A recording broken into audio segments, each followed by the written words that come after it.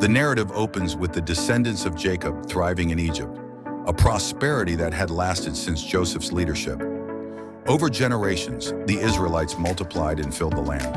However, a new Pharaoh, who did not remember Joseph's contributions, saw their growing numbers as a threat to Egypt's security. Pharaoh sought to control the Israelites by subjecting them to forced labor, compelling them to build supply cities such as Pithom and Ramesses.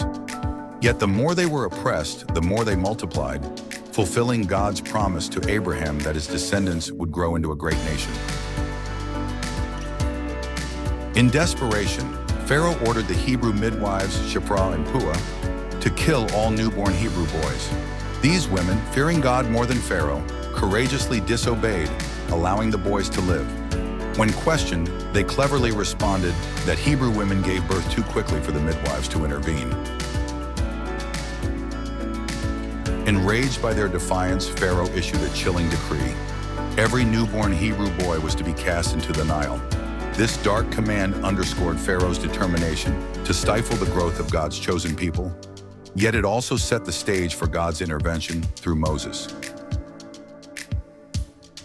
Amid Pharaoh's brutal edict, a Levite couple welcomed a son into the world.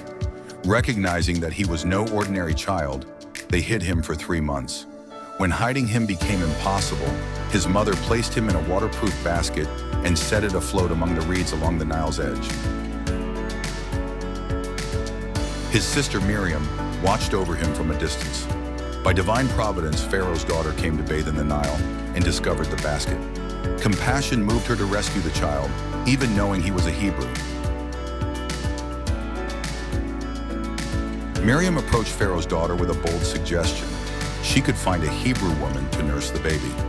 Agreeing, Pharaoh's daughter unknowingly allowed Moses' own mother to care for him during his formative years. When Moses grew older, he was brought back to Pharaoh's daughter, who adopted him and named him Moses, meaning drawn out of water. Years later, Moses became acutely aware of his people's suffering.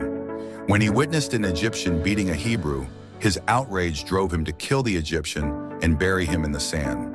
The act became known, and fearing for his life, Moses fled Egypt to the land of Midian.